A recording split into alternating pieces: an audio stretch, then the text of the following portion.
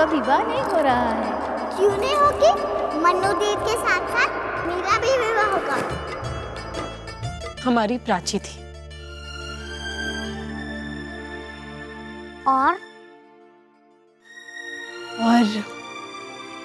और हमारी इंदू दीदी।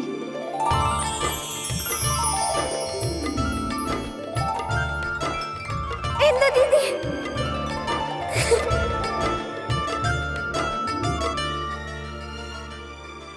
बस दो ही थे। एक और थे,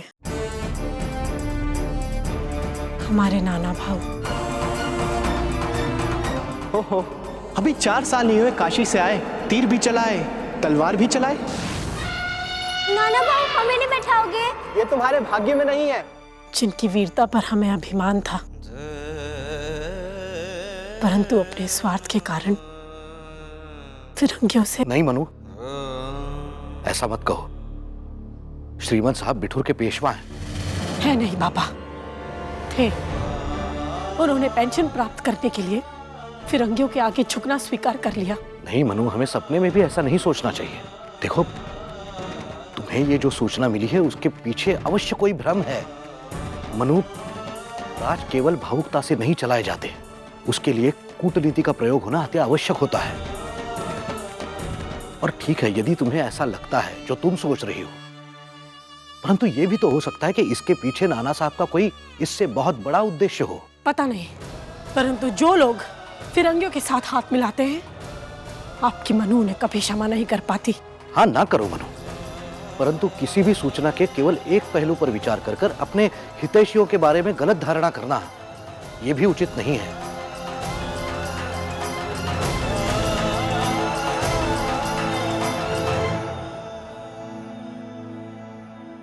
देखा नानोबा, ऐसा फिर क्रोधित हो गए, अब हमसे भी बात नहीं करेगी।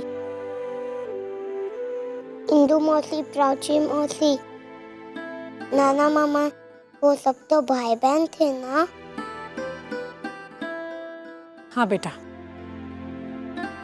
वो सब सगे भाई बहन से भी बढ़कर थे, परंतु उन्होंने कभी भी आपकी आई को पराया नहीं समझा। पता है, प्राची और हमने इंदू दीदी के विवाह में खूब शरारत की थी। और मनु, याद है तुमने कबड्डी के खेल में उस लड़के को कैसे हराया था?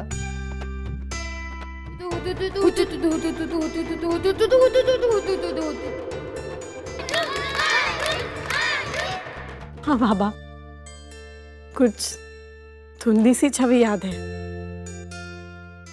अब तो वो भी बड़ा हो गया होगा ना? उसे हमने लड्डू कह दिया था तो गुस्से में लाल पीला हो गया था। चला लड्डू, देखते हैं तुझे किसमें कितना है बल। तूने मुझे फिर लड्डू कहा?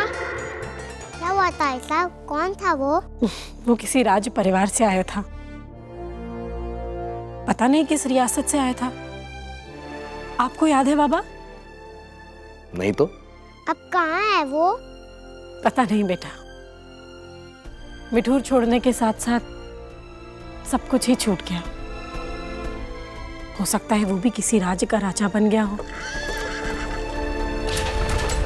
कुंवारी राज की, कुंवारी राज की, कुंवारी राज की, कुंवारी राज की, कुंवारी राज की।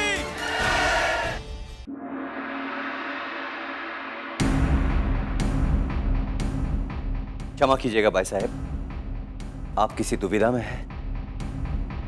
आप सब जानते हैं, जो क्रांति की चिंगारी पूरे हिंदुस्तान में छिड़ी है, अब हिंदुस्तान के बच्चे बच्चे के हृदय में दस्तक दे रही है।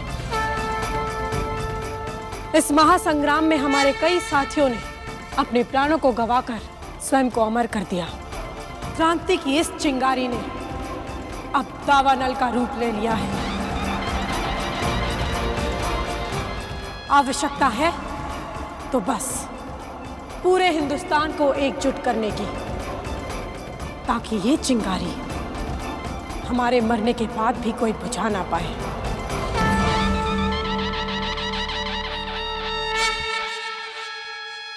आप सब ये भी जानते होंगे कि हमारे साथी कर्मठ योद्धा मंगल पांडे जी को इन धूर्त फिरंगियों ने अपना बंदी बना लिया है।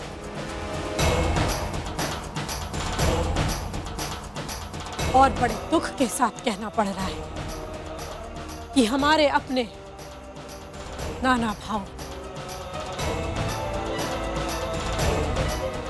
ने स्वयं अपनी स्थिति इन फिरंगियों के सामने संभवतः बहुत असहाय सी प्रस्तुत की है, जबकि इस समय हमें अधिक से अधिक क्रांतिकारियों की सख्त आवश्यकता थी, क्योंकि हमारा लक्ष्य है ईस्ट इंडिया कंपनी को हिंदुस्तान से सदैव के लिए भगा देना, उसकी जड़ों को हमेशा के लिए काट देना।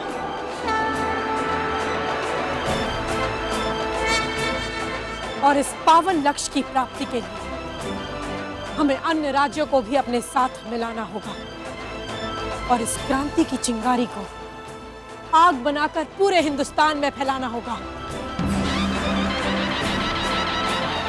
बच्चे बच्चे के हृदय में आजादी का जज्बा जगाना होगा और हिंदुस्तान की हर मां के हृदय में आजादी के लिए अपनी औलाद को कुर्बान करने का जज्बा जगाना होगा।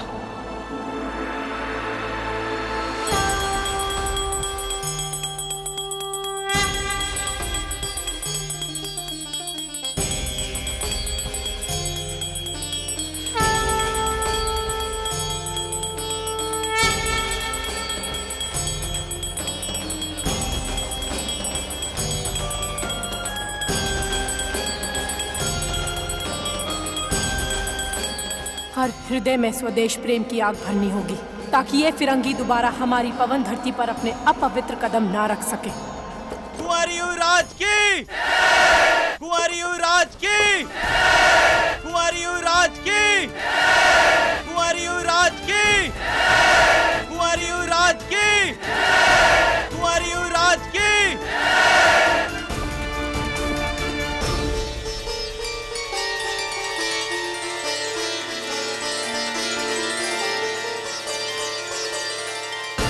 कुंवारी युवराज की, कुंवारी युवराज की, कुंवारी युवराज की, कुंवारी युवराज की, कुंवारी युवराज की। पता है महारानी साहब क्या हुआ? युवराज आ गए ना? आपको कैसे पता? माँ का दिल है ना, पहले से जान गया था। बधाई हो राजमाता, बधाई हो। हमारे मोट के युवराज लंदन से वापस आ चुके हैं, वो महल में पधार चुके हैं, आपसे मिलने इसी ओर आ रहे हैं। आज वर्षों बाद अपने पुत्र का चेहरा देखूंगी। ये आपकी तपस्या का फल है राजमाता कि युवराज विलास से कानून की डिग्री लेकर अंततः वापस आ गए।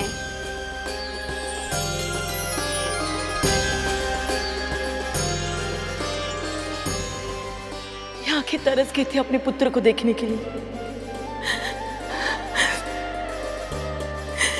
ये आंखें मैं तभी खोलूंगी जब मेरा पुत्र सामने हो।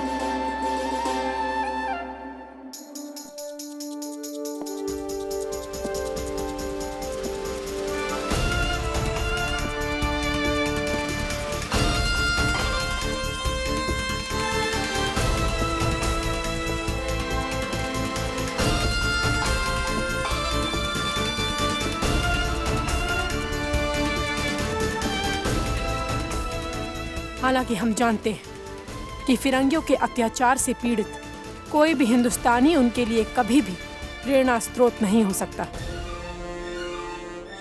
इसलिए हमें ऐसे राज्यों के राज अधिकारियों तक यह संदेश पहुंचाने की आवश्यकता है जो तन, मन और धन से हिंदुस्तानी हो।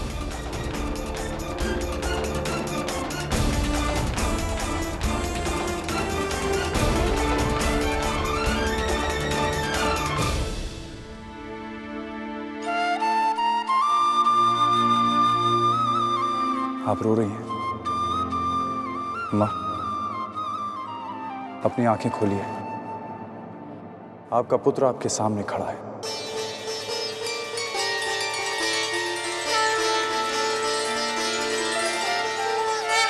जिनका इस अंग्रेजी साम्राज्य से कोई लेना देना ना हो, जो जिए भी हिंदुस्तान के लिए और मरे भी हिंदुस्तान के लिए।